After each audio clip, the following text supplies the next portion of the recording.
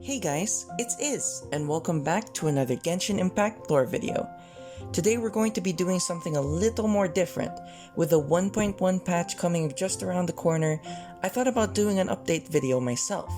So for this one, I'll be talking about my last 3 videos, and I'm going to go over some points that I missed, some points that probably wasn't clear, and I'll also be going to address certain comments since the uploads of those videos. Also, I will be talking about the announcement for patch 1.1, and with what was shown in the livestream, I also have a little bonus post from the Chinese forums.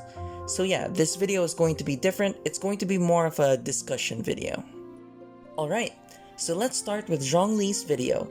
The number one thing that I see people talk about is that when you present the 3 perfumes to Rex Lapis, he actually chooses the one preferred by older ladies.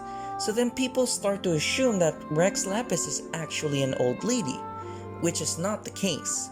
The statue of Rex Lapis clearly depicts a male, and if we're basing that purely on description alone, then that would mean regardless of the choice, Rex Lapis would be a girl, since all of the choices were preferred by girls, whether young, sophisticated, or mature.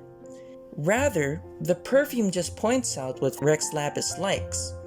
Maybe pointing towards Madame Ping, or the god Rex Lapis used to work with. Now it is possible that one of Rex Lapis's forms is an old lady, though that is very unlikely. But that doesn't take Zhongli out of the possibilities to be one of the forms of Rex Lapis. The next point is actually a little bit of a short one. In the Treasure Lost Treasure Found quest, we learned that the Guili Assembly was actually named after the 2 previous gods of the region. Thank you to these guys for pointing it out as well. So the name of the god of dust is Guizhong, but the Li part of the name comes from the Geo-Archon's name. And although Rex Lapis and Morax don't fit it, the name Zhongli does. By removing the Zhong part in both of their names and putting them together, you get the name Guili. Now I mentioned the name Morax, but I didn't really get into it in my video. But one of my first commenters pointed out an interesting point to me. Wonder Victim mentions the idea of the Lesser Key of Solomon's and the Archons having similar names to demons previously mentioned in the book. While researching this, Morax and Barbatos are indeed in the Lesser Key of Solomon, and another little friend of ours shows up as well, Paimon. Now, who knows what this may entail? Could Paimon be the final boss, or maybe she's just one of the gods, just not like the 7 Archons? Thank you also to Yukino and Wayugadani. I saw your comments a little bit later. In the book Rex Incognito, they describe Rex Lapis as a tall man in a black coat, which is very similar to describing Zhongli, although granted it is kinda vague. One more thing to note is that in the Teyvat Travel Guide of Liyue and the Diary of Roald the Adventurer for Guyun Stone Forest, they both mention the Geo-Archon uses a spear, which is Zhongli's weapon of choice as well. Lastly, since I uploaded that video, there was a trailer that was talking about the progression of the areas in the game, and they mentioned that in Liyue, the god of contracts will make a contract to end all contracts. And it got me thinking more towards the idea that maybe the contract is more of him moving on from just being the god of contracts to Liyue. This is especially obvious after finding out that Exuvia, what they call Rex Lapis's dead body, is actually a term from biology for the exoskeletons of insects that have molted away. So maybe Rex Lapis didn't literally die, but rather figuratively. And I'm glad I'm not the only one who thinks this, because a lone commenter of mine typed down his own idea on this. Otaku-chan has a lot more information and things that he has gone pretty deep into. He talks about Ariosodite mentioning that it's a piece that broke off the meteor of Rex Lapis when summoned, also about Zhongli and Dandelion Wine. He makes quite a bit of interesting points, which I think you guys should read, so I pinned his comment in that video. Oh, and one more thing before going to the next topic, Justin Chong and Yggdrasil mentioned that Keqing talks about her thinking that Liyue must work harder since Rex Lapis won't always be there to watch over them. Probably another reason to end his contract is so that the people of Liyue can learn to be independent from him.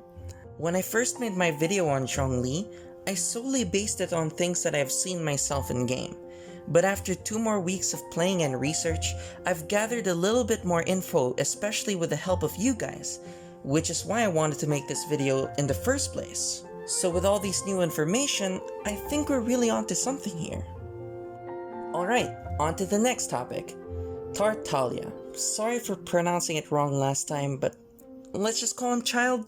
So anyways, for Childe, there's just a couple of things that I need to talk about. The main one is, I am wrong about delusions not being elementally based, since Childe is shown to use an electro delusion.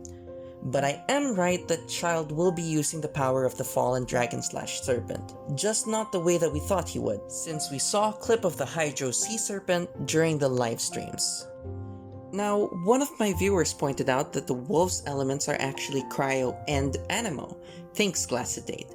This does make sense since Andreas is one of the 4 winds, and with Childe being Hydro and Electro, maybe we'll actually be getting 2 bosses next patch. One similar to Dvalin with having a single element being the Hydro Serpent Chi, and another being the 2 elemental one like Andreas, which would obviously be Childe. If this was the case, that would be cool since we'll have more content to go around, but not that cool until MiHoYo gives us more resin.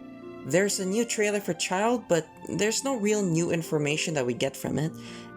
We learn a couple new things about the other Harbingers though. Firstly, we may now know what Scaramouche looks like from the A New Star Approaches trailer. He seems to be an Electro user as well. And we also got this picture of the symbols of the Harbingers from the Chinese farms. The whale one at the bottom is definitely Tartaglia.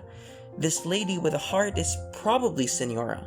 And following the numbering and with the ranks of the Harbingers we know, this one is Pulcinella, this one's Il Dottore, this is Scaramouche, and this one is Pantalon. I only have one thing to mention though about my video on Kaeya and Diluc, and it's mainly about Kai and Rhea and a chunk of Areosidite.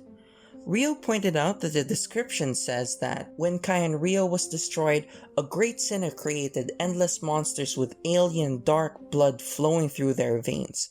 They rampaged across the land, destroying all in their path. Their lives were mutations, caused by powers beyond this world. The black serpentine dragon Durin that attacked Mondstadt was such a mutation. This information of the Areosidite is also referenced by Kaeya in one of his voice lines, and more about Kaeya 4, where he says the legacy of Kai and Rhea is long gone, the sinners are all that's left, and they're not worth mentioning. Rio thinks that the Great Sinner is probably the unknown god at the start of the game, since she, Dainsleif, and Kaeya have similar 4-sided star imagery. And honestly, I'm inclined to agree, though I think we need to find more proof before we can go too deep into that. Well, that's pretty much it for this bottleneck episode. I'm keeping this video a little short compared to the others since we will be hit with a truckload of new lore information when the update comes around. I won't be talking about new stuff from the update in the next video though, since I want to give you guys a chance to catch up in the main story beforehand. So next episode might be a story episode. Still not quite sure on who I want to talk about though, so give me your suggestions on which characters you want to know the background of in the comment section below. Thank you so much for all your support and positive comments. It makes me very happy to know that you guys are enjoying the content. I'll keep making more videos and hopefully improve to bring better videos to you guys in the future. That's it from me. Thank you so much for watching till the end. If you liked the video, please leave a like and comment. Subscribe for more lore videos and updates. Thank you once more, and I'll see you guys in the next video. Ad Astra Abyssos.